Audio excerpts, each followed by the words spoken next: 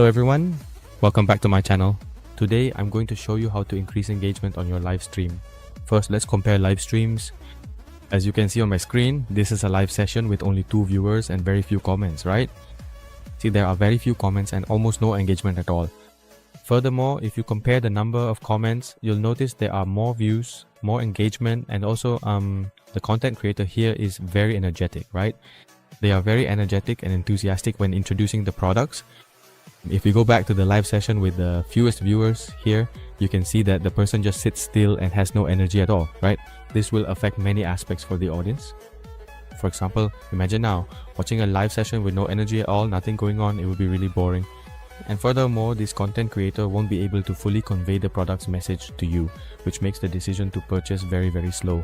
So here, things like view boosting, comment boosting, or boosting interactions and so on, they won't have any effect on your live session.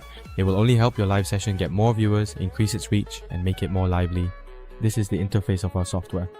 Each account will be assigned a different proxy to ensure the best possible account security. Before we set up the live stream, we need to create an activity history that looks like it's from a real person. So to first create an activity history, right, we need to act like a real person.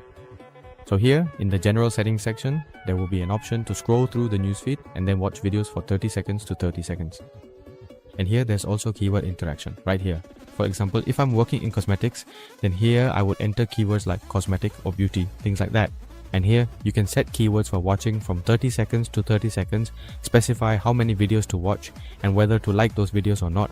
So here, if you use these accounts to interact with keywords like cosmetic or beauty, then your account will be properly targeted for that segment. It means that this account will, for example, view the feed and then it will look at sections related to these keywords. After that, you just save it. So, about 15 to 30 minutes before going live, you let these accounts run through once to create some activity history first, then go to the setting function to start running the live session. Here, I'll use a live session as an example.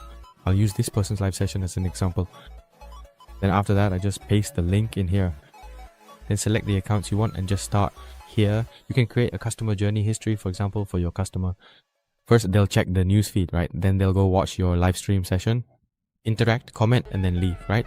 So my software will do the same thing. Watch the live stream for 30 seconds, interact by liking, commenting, watching the video, and even sharing it.